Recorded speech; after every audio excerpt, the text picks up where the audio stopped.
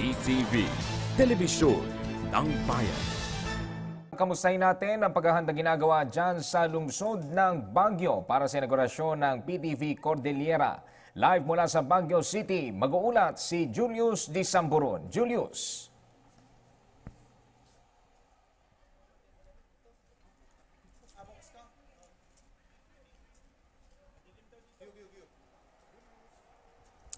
Yes, maraming salamat at magandang tanghali naman sa iyo, Ralph. Handang-handa na nga ang lahat para sa inaugurasyon ng People's Television Network o PTV Cordillera Hub. Dito po yan sa Baguio City.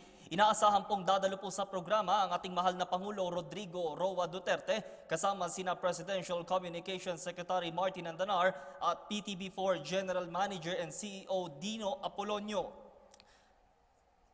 Ilan sa mga dadalo din po dito po sa programa ang mga matataas na opisyal ng national and local government. Sasaksihan po ng Pangulong Duterte ang pagbubukas ng Cordillera Hub ng PTV. Ipapakita din po sa punong ehekutibo ang mga bagong kagamitang pang-broadcast po ng PTV gaya ng mga outside broadcast vans dito na kung tawagin po sa industriya po ng pamamahayag ay mga DSNG o mga Digital Satellite News Gathering Van.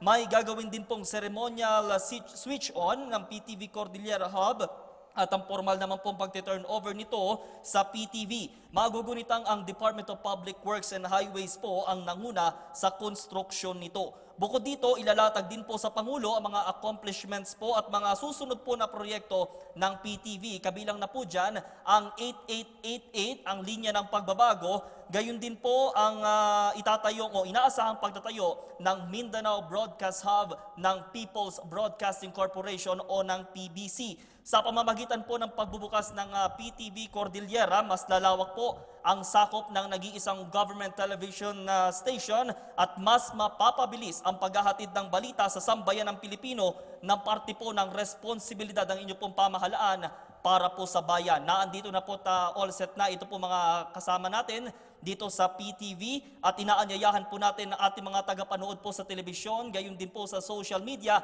na inyo pong pakatutukan ang ating special coverage. Mamaya po yang alas 5 po ng hapon, direktable live po dito sa Baguio City. At makakasama din po natin dito si Ms. Rocky Ignacio para po sa iba pang ulat at para po pasimulan ang programang ito. Pinakahuling balita live mula dito sa Baguio City para sa PTV News, Julius Di Samburon. Maraming salamat, Julius Di Samburon.